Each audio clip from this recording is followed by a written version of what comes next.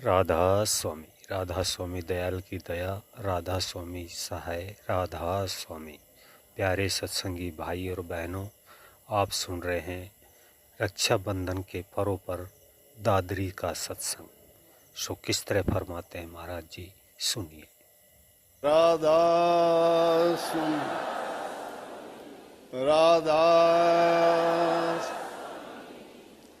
राधा स्वामी दयाल की दया, राधा स्वामी सहाय, राधा। प्यारी साध संगत जियों, माताओं, भाइयों, बहनों, बच्चों, जितने भी आप सत्संग लाभ के लिए उपस्थित हुए हो, शांति से बैठ के सत्संग लाभ उठाएं। आप पहले से ही जानते हैं कि जब से दादरी के आश्रम, चाहे पहले वाला था या ये नए आश्रम का निर्माण हुआ है, रक्षाबंधन का सत्संग यहाँ निश्चित है। लेकिन आप कहोगे रक्षाबंधन तो कल है। ये आप लोगों की सहूलियत और आप लोगों की शिकायत का ही निवारण किया गया है। काफ़ी माताएं बहनें ये कहती थी कि रक्षाबंधन के दिन अगर हम राखी बांधने के लिए भाई के घर जाते हैं तो सत्संग छूट जाता है, और सत्संग में आते हैं तो रक्षाबंधन त्यौहार को मनाने से वंचित हो जाती हैं। तो इसलिए हमने फैसला कर दिया रक्षाबंधन के नाम का ही सत्संग होगा, लेकिन उसमें भी और सहूलियत कर दी कि जो नज़दीक का रविवार होगा उसका होगा, ताकि सबका, कर्मचारियों का, विद्यार्थियों का या उनके डिपेंडेंट जितने हैं उन सब को भी सत्संग सुनने का लाभ मिल सके। तो कल के लिए आपको रक्षाबंधन की बहुत बहुत बधाई। ये त्योहार हमारी परंपरा, हमारी संस्कृति का प्रतीक है। आज से नहीं, आदिकाल से मनाया जाता है। इसके बारे में अनेकों कहानियां प्रचलित हैं कि रक्षा सूत्र क्यों बांधते हैं।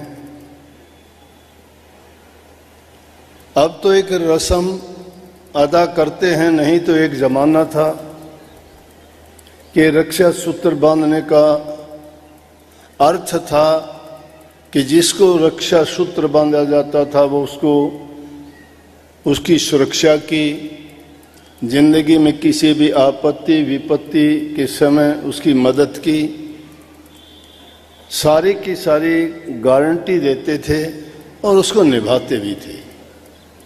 ये सिर्फ बहन भाई का त्योहार नहीं, परंतु इसमें भाई बहन का ही ज़्यादा महत्व बताया गया है। जरूरी नहीं कि बहनें ही भाई को राखी बांधें, चाचा ताऊ को बांध सकती हैं, किसी भी दूसरे को जिसका कोई नाता नहीं है उसको भी बांध सकती हैं। और ऐसे हमारे इतिहास में हुआ भी है, अनेकों बार हुआ है कि जब भी ऐसी कोई विपत्ति का समय आया तो ये अपनी मातृशक्ति, अपने सुहाग की या अपने परिवार की, भाई की या अपने राज्य की रक्षा करने के लिए, मदद लेने के लिए दूसरे राजा के पास या शक्तिशाली व्यक्ति के पास जाके रक्षा सूत्र बांध के उन्होंने उनकी सहायता लेके उनको बचाया और सुरक्षित किया। लेकिन आज उन परंपराओं को हम भूलते जा रहे हैं, और उसका भूलने का मुख्य कारण क्या है कि जो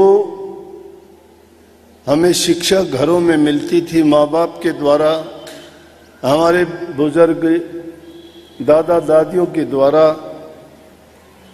सोने से पहले जो हमें छोटी छोटी कहानियां सुनाती थी, वो सिर्फ मनोरंजन नहीं था, बल्कि वो कहानियां शिक्षा से ओतपोत थी। वही कहानियां हमारे अंदर संस्कार भरती थी।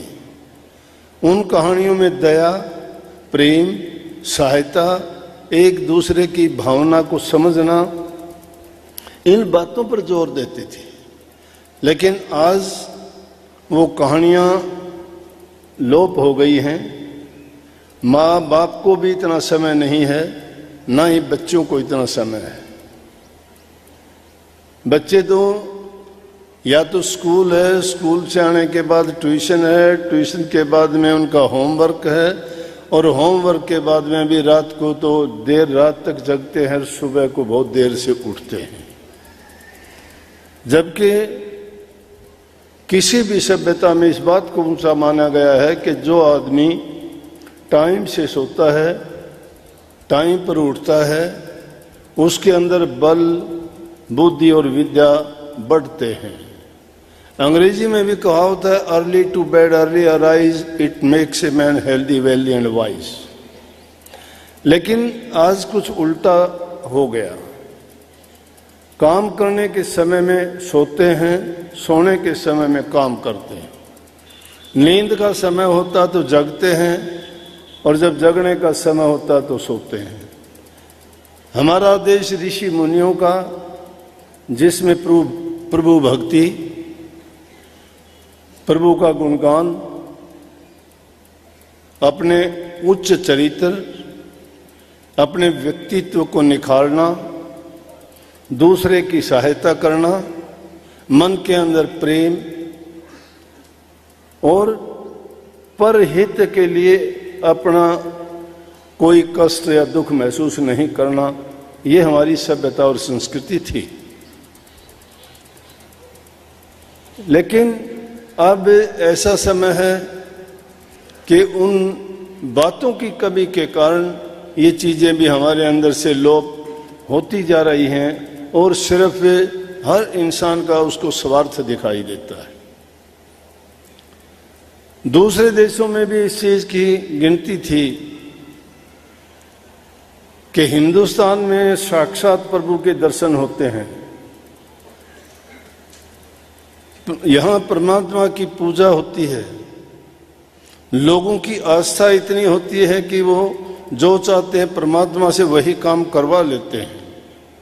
हमारे शास्त्रों में अनेकों ऐसे मंत्र हैं, उन मंत्रों के जाप से जब चाहते थे वर्षा करा लेते थे, जब चाहते थे किसी को वशीकरण कर लेते थे, जब चाहते थे देवताओं को खुश करके जो भी उनकी समस्या थी, जो भी उनकी चाहत थी, जो भी उनकी जरूरत थी, पूरी करवा लेते थे। और इसीलिए सब देवताओं को कोई शक्ति का देने वाला है, कोई लक्ष्मी धन का देने वाला है, कोई साहस का देने वाला है, कोई हमारे दुख और कष्टों को हरने वाला है। और जब जब उनकी जरूरत पड़ती है हम उनकी पूजा करते हैं, यज्ञ हवन करते हैं, उनकी आरतियां उतारते हैं। उनको प्रसन्न करने के लिए जो हमारे शास्त्र कहते हैं उनके अनुसार धूप बत्ती जो भी हमारे शास्त्रों ने बताया है हम वो करते हैं। तो क्या ऐसा हो जाता था? लेकिन आज विज्ञान का युग है, वो इन चीज़ों को नकारता जा रहा है। परंतु विज्ञान जहाँ पे जाके खत्म होता है, आध्यात्मिकता वहाँ से शुरू होती है। और इस बात को संतों ने बताया है। ये विद्वानों के पास, ज्ञानियों के पास और साइंस के पास उसके जवाब नहीं है। आध्यात्मिकता एक ऐसी सीढ़ी है जिस पर चढ़ना हर एक के बस की बात नहीं। उसके लिए बड़ा कठिन परिश्रम करना पड़ता है। तप, त्याग और साधना में अपना जीवन जो लगाते हैं वही उस दर्जे पर पहुंच पाते हैं। वाणी कबीर साहब की थी। कबीर साहब हर युग में आए हैं। कोई भी वाणी उठा के देखोगे, कोई भी आपके मन में धर्म से, आध्यात्मिकता से, ध्यान से, अभ्यास से, नाम के जाप से, इनसे संबंधित कोई भी प्रश्न होगा कबीर साहब की वाणी ढूंढ लोगे, सबका जवाब दे देगा। लेकिन उन प्रश्नों के जवाबों में, उन बातों में, उन किताबों में जो सिद्धांत बातें लिखी गई हैं, वो बातें भी पूर्णतः नहीं कर पाते हम। क्यों? बातें क्या है? जो बात कही जाती है, सुनी जाती है, लिखी जाती है। वीडियो अच्छा लगा तो वीडियो को लाइक करें, चैनल को सब्सक्राइब करें, ज़्यादा से ज़्यादा शेयर करें और कमेंट करें। सभी सत्संगी भाई और बहनों को राधा